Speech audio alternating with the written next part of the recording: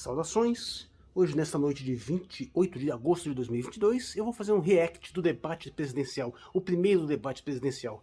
Vou assistir daqui a pouco, não vou mostrar aqui, claro, mas assim, a qualquer momento eu vou pará-lo e vou fazer uns comentários aqui e depois publico tudo junto. Que enrolação miserável, meu Deus do céu! E por que diabos o som no YouTube é tão baixo, hein? Felipe Dávila do Novo, Luiz Inácio Lula da Silva do PT, Simone Tebet do MDB, Jair Bolsonaro do PL, Soraya Tronic do União Brasil e Ciro Gomes do PDT. Eu lembro que em caso de ofensa, o candidato pode palavra. Já questiona um pouquinho a escolha dos candidatos, porque tem esses caras que estão, esses dois com menos escolha aí, estão abaixo de outros que foram deixados de fora, hein? A do PSTU tem mais intenção de voto que esses caras. Esse primeiro bloco foi uma porcaria, essa trocação de figurinha desses liberais aí, essas duas candidatas liberais mais o tal cara do Novo, verdadeiramente enervantes. O tal do Felipe Dávila já começa mentindo escancaradamente, dizendo que tem mais de 20 anos que o Brasil não cresce. Para depois chegar e recomendar que o Brasil siga a mesmíssima cartilha que a Europa seguiu para se encrencar do jeito que está encrencado agora, dizendo que nós temos que reduzir nossas emissões de carbono para zero.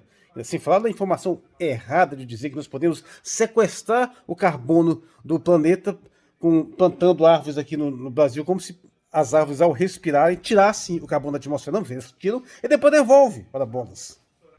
Mas assim, o Lula também pegou muito mal. O Lula levantou bola para liberar o bater, em vez de chegar, o cara já tinha demonstrado que seria oponente de vários princípios básicos do PT. E o Lula pegou e foi fazer perguntinha de questão ambiental para ele. E depois ainda deu uma alfinetada no PT, porque afinal ele quer privatizar tudo, quer meter tudo na iniciativa privada, que é uma coisa que o PT tem sempre resistido.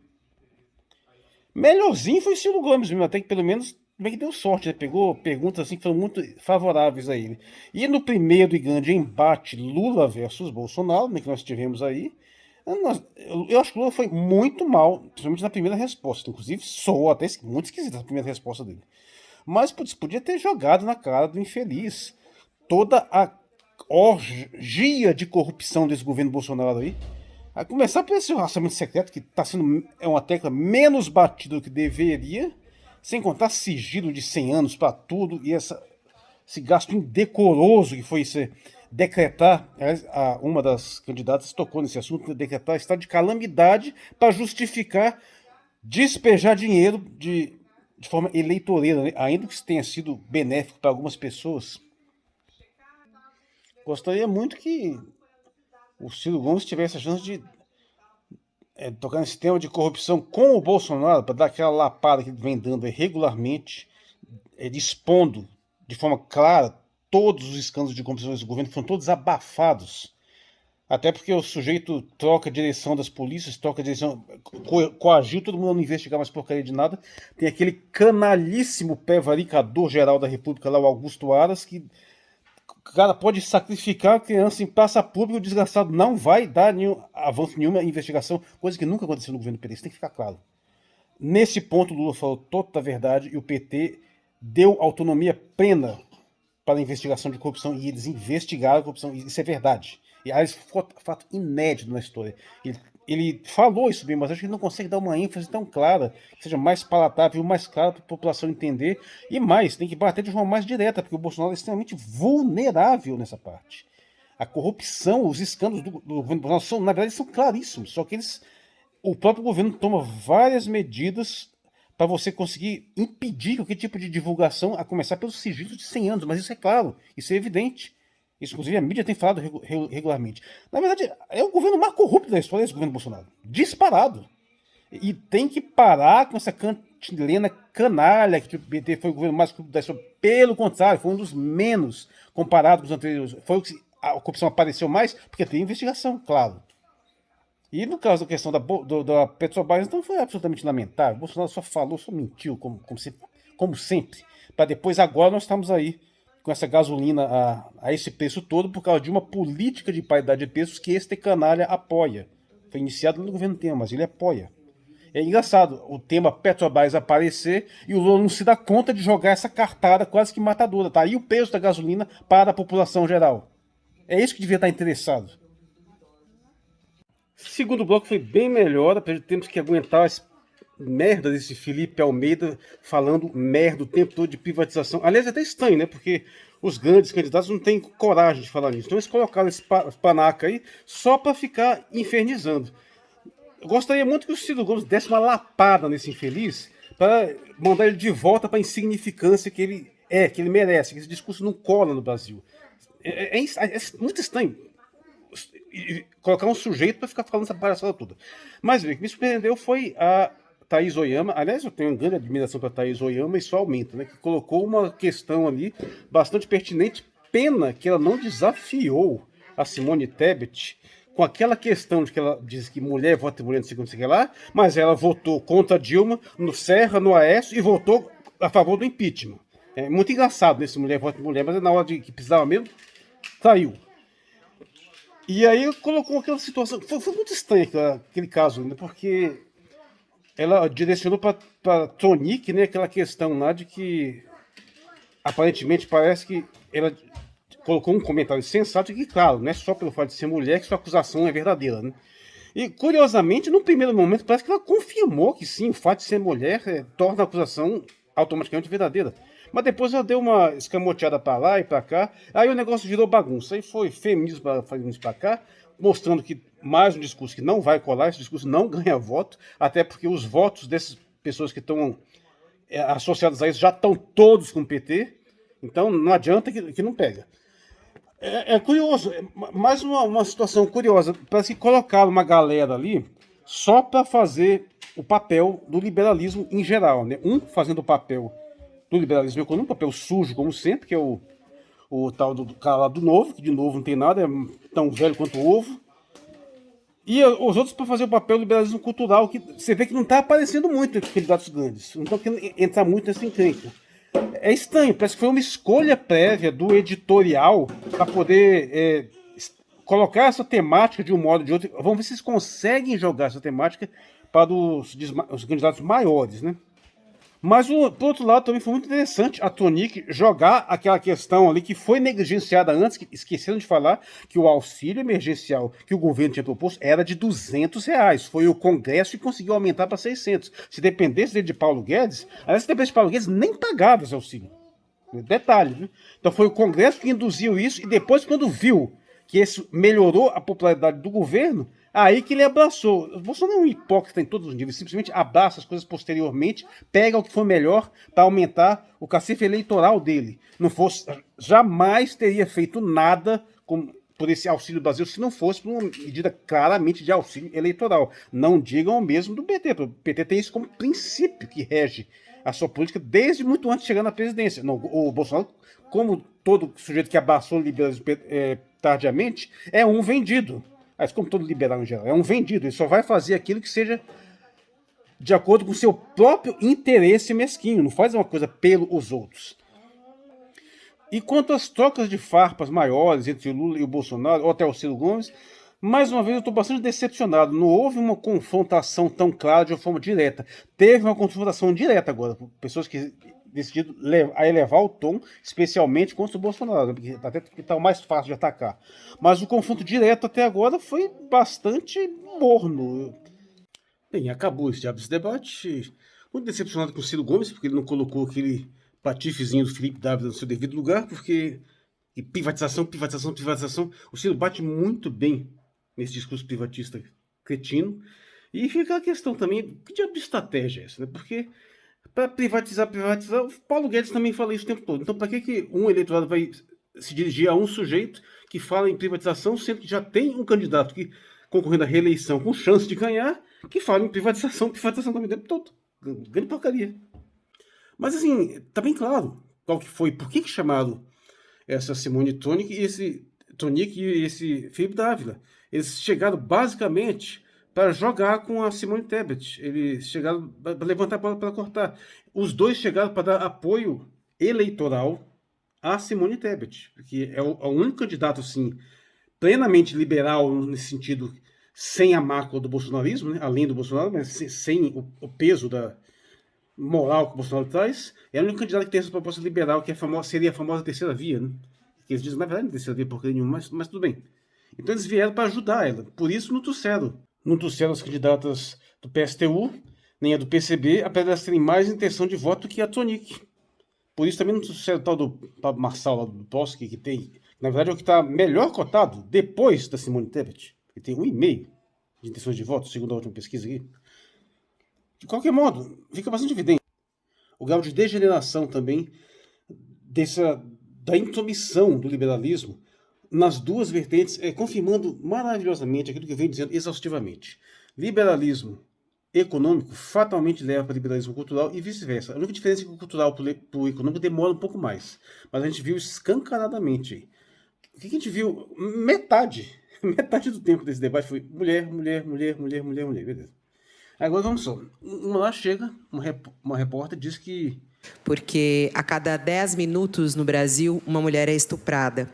E a cada 7 minutos, uma mulher é vítima de feminicídio. É algo muito grave que acontece no nosso país. Fez as contas? A cada 7 minutos, num dia de 24 horas e 60 minutos, que dá 1.440 minutos por dia, dividido por 7, mais de 205 por dia, vezes 365 dias do ano, isso daria 75 mil mulheres mortas por feminicídio por ano. O Brasil nunca nem teve esse índice de homicídios gerais, lembrando que homicídios matam tipo 80% homens. E olha só de feminicídios, sem contar os outros assassinatos que não seriam feminicídios, apesar de que a tendência agora é considerar toda e qualquer morte de mulher como feminicídio. O absurdo do número. É aquilo que eu vim falando. A cada meio segundo, uma estatística é estuprada por uma feminista. Deliram, coisas totalmente bizarras. E ninguém questionou isso, ninguém nem vai questionar. Ninguém questiona as premissas implícitas nesse discurso de mulher, mulher, mulher, mulher, mulher, que está totalmente massificado e é aquele tema que, por mais absurdo, por mais contraditório que seja, ninguém tem coragem de criticar. Ficam nesse papo de paridade de gênero. Aí você vê, o Lula foi até sensato nesse governo. Não posso me comprometer a colocar metade de mulheres nos meus ministérios, porque não sei se vou poder cumprir. Também colocou, não. A questão é se a pessoa vai ser competente. Não é se é mulher, se é negro, se é gay. A Simone Tebet pode prometer, não vai ganhar mesmo. Eu tenho um vídeo específico para isso. É o tal de consciência de gênero. Mostra com exemplos cruciais, factuais, dos países onde isso acontece. Se você colocar metade ou maioria das mulheres na política, não muda nada. Você acha que mudaria? Se o Bolsonaro colocasse todos os ministros mulheres, ia mudar alguma coisa? Ele ia colocar mulheres comprometidas com o mesmo viés político ideológico.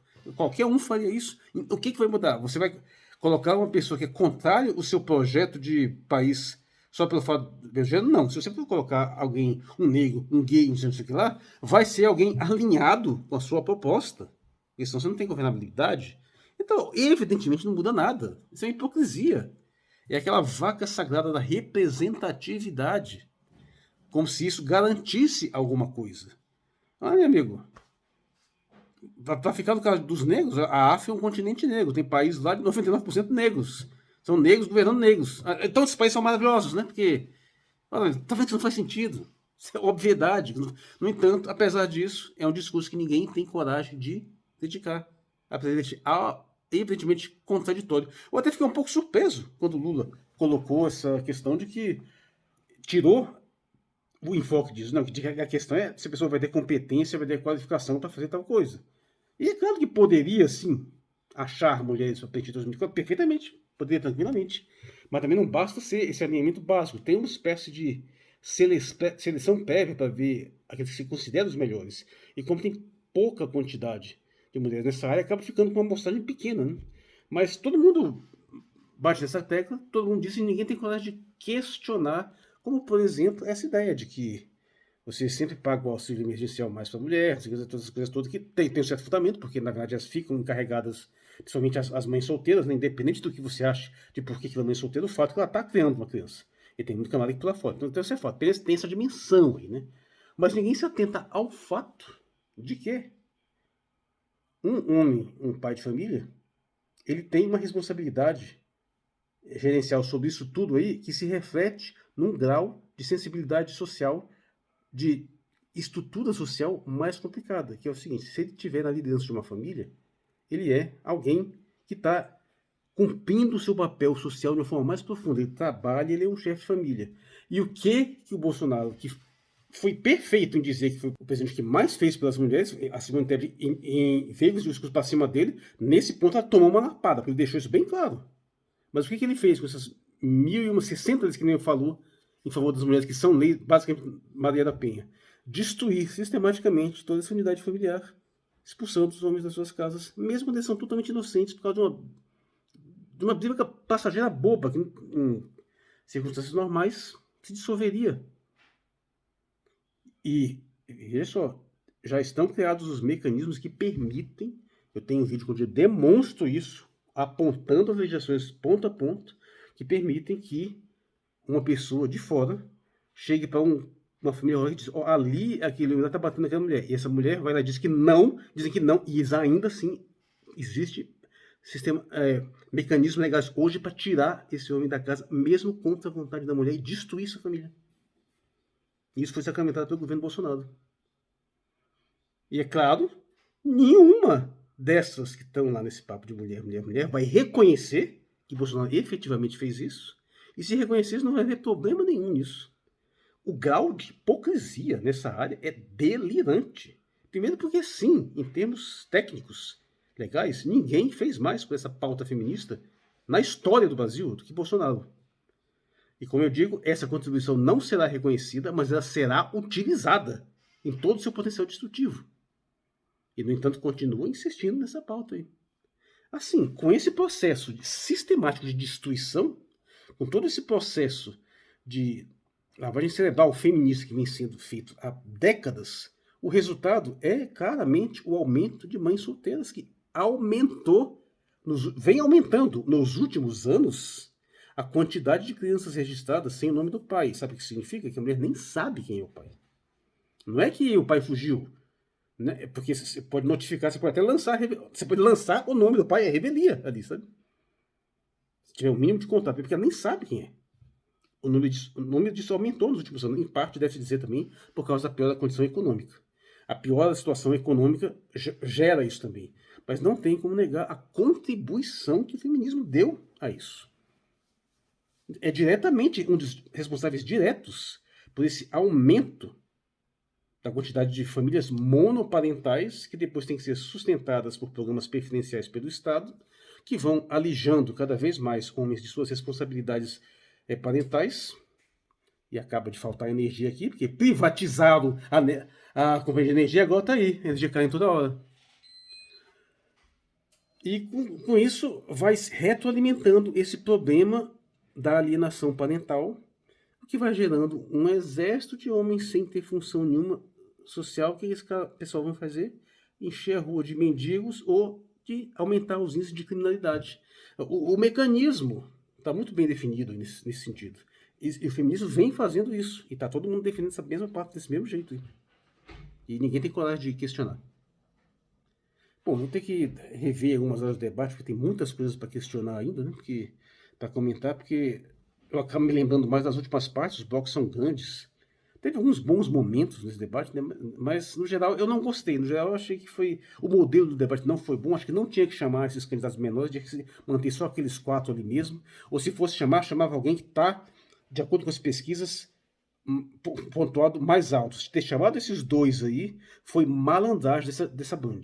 E eu acho que provavelmente isso deve se repetir em alguns outros casos. Mas, no geral, eu acho que nem deveria. Mantém só aqueles 4 mesmo que já estão mais ou menos cotados. Às vezes eu acho até que não deveria nem se permitir essa quantidade imensa de candidaturas. Faz muito sentido. Acho que 4, 5 está de bom tamanho. Bom, dando prosseguimento aqui no dia 29, essa questão, uma coisa que eu achei muito interessante nesse debate é esse tempo que você pode administrar. Como, por exemplo, eles deram 1 minuto de tempo para perguntar, e mais um tempo de réplica, mas o candidato que responde tinha 4 minutos para administrar o tempo do jeito que quisesse. Ele podia dividir, podia gastar esses 4 minutos de uma vez só, ou guardar uma parte para o final. Isso eu acho uma ideia muito boa, é uma ideia que eu já tive há muito tempo. Seria o que eu utilizaria no debate. Só que eu faria isso para todo mundo, né? tanto uma parte quanto a outra teriam um tempo fixo para eles administrarem do jeito que quisessem. Isso é muito bom, porque inclusive premia os candidatos que forem mais sintéticos, forem capazes de otimizar o uso do seu tempo. Mas em compensação, isso também pode ter confundido um pouco o pessoal, porque como a gente está acostumado com o tempo assim, acabando num momento mais específico, existiam algumas situações onde um candidato, usando esse tempo, parava no momento que ele queria, e o pessoal ficava um tempo assim para entender que tinha encerrado a participação, né? Mas isso é uma questão de otimizar, mas eu gosto muito dessa ideia. Bom, com relação a algumas considerações finais, né, porque não vou me alongar muito mais, eu acho que nessa reta final o Ciro Gomes foi excelente, as considerações finais dele foram ótimas. Já o Lula e o Bolsonaro ficaram naquela de um bate-rebate, e até que eu concordo com o protesto do Lula sobre ser chamado de presidiário, né, porque apesar que devia ter feito isso antes, mas porque é uma canalice abjeta o sujeito praticar uma injustiça e depois utilizar o resultado daquela injustiça como uma forma de ofensa. Isso é uma canalice sórdida mesmo. O cara sabe que já foi admitido que aquela prisão foi injusta, que aquela prisão foi eleitoreira, e o Bolsonaro se beneficiou daquela prisão, que ele ter sido um presidiário foi uma injustiça grotesca, um mal que ainda precisaria ser severamente reparado. E o canalha do Bolsonaro vai e utiliza aquilo. É baixo, isso é vil, isso é covarde, canalha. É algo só mesmo patife para usar um negócio desse. Então eu concordo, eu simpatizo com a indignação em si. É o tipo da coisa que realmente extremamente sórdida. Mas, de qualquer modo, o resultado final não muda. Eu acho que os que foram melhores nesse debate disparado, se saíram melhores, foi a Simone Tebet e o Ciro. Né? Eu fiz até um rankzinho aqui, né? Porque eu considero que, se eu fosse dizer quem mais se beneficiou desse debate, Simone Tebet, disparado. Porque apesar de ela ter ficado batendo em umas teclas extremamente repetitivas, ela é a candidata que tinha menor visibilidade dos 4 maiores. Então, para ela, a projeção que isso deu tende a ser benéfica. Ela fica mais conhecida, e então ela tende só a se beneficiar, e ela se saiu bem. Né? Em segundo lugar, o Ciro, porque o Ciro também foi muito bem. Tem lá umas escorregadas, longe de ser perfeito, mas em comparação com os outros foi bom. E a Soraya Tronic também, que é desconhecida, também passa a ser conhecida. Né? Em quarto lugar, Lula e Bolsonaro foram mal. Os dois foram mal. Mas eu acho até que Lula se confundiu, se atrapalhou, teve um banco. Acho que ele não ganhou nada nisso aí. E o Bolsonaro poderia até ter ganhado se não fosse aquela burrada de ter feito aquela ofensa lá contra a Taravera Magalhães. Né? Porque isso aí é uma falta de senso, de estratégia. Não tinha necessidade, nem sequer foi uma pergunta ofensiva. Ele partiu para essa ignorância e gerou toda aquela repercussão. E isso, com certeza, os estrategistas de campanhas, marketing, não pode ficar fazendo isso. Veja só tem a perder com esse tipo de atitude. Isso demonstra um destempero, um despreparo do Bolsonaro, que nesse sentido acaba dando razão a esses viés mais feministas, porque esse sujeito realmente tem um problema para lidar com mulher. Você observa que essas machezas deles para ser mulher, sempre com mulher? Tudo bem, de vez em quando você tem um camarada que peida também, ele faz isso. As mulheres também desafiam mais, isso é bom ficar claro. Até porque essa questão, existe esse código implícito de masculinidade que os homens são um pouco mais cautelosos antes de abordar um outro homem, porque eles sabem que a possibilidade do conflito está sempre dada. Né? Já uma mulher não tem essa preocupação, porque ela sabe que os homens têm uma enorme reserva a desenvolver um tipo de agressividade maior, principalmente a nível físico, contra mulheres. Então elas as agredem mais, elas são mais ofensivas frequentemente. Mas isso não justifica de forma nenhuma. Esse camarada tinha que ter um mínimo de capacidade de tato. Então acaba dando uma razão sim a eles. Ele tem um problema. Aquilo que ela falou, que a Tonic falou, foi muito bem. Eu não sei se foi a Tebet, que o sujeito é tchutchuca com os homens, meio tigão para cima das mulheres. É realmente esquisito. Isso é um comportamento masculino extremamente inadequado, que em parte tem a ver com modos diferenciados com que alguns homens se posicionam perto de mulheres. Né?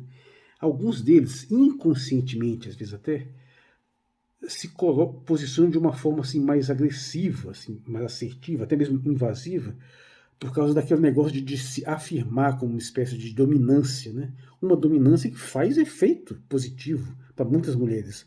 Então, às vezes, os caras fazem isso até de uma forma meio inconsciente.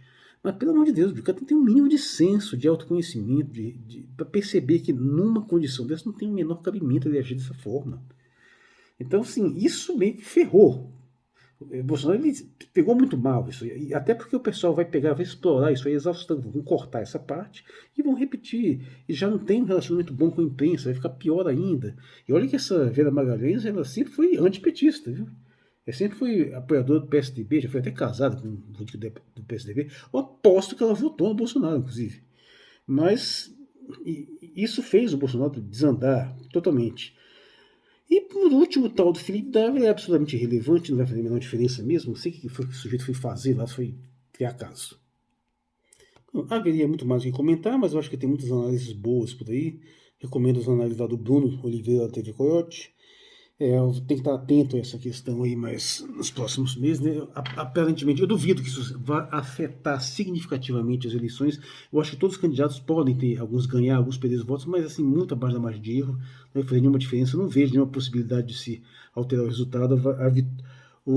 Quase certo nós teremos vitória de Lula em primeiro turno, quer dizer, sem liquidar o primeiro turno, vantagem, e vitória do Lula em segundo turno. Não há nada que altere. A diferença se mantém no mínimo de 10 pontos percentuais. Não existe precedente histórico onde essa situação se reverta, a não ser que aconteça alguma coisa absolutamente surreal aí, né? Coisas surreais, coisas têm acontecido. Tem tipo assim, facada na barriga e avião caindo matando candidato. E curiosamente foi nas eleições mais recentes. Espero que não aconteça nada nessa situação aí. Mas vamos ver, né? Eu sou o Marcos Aurélio XR, terminando esse vídeo no dia 29, dia seguinte. Obrigado por sua atenção.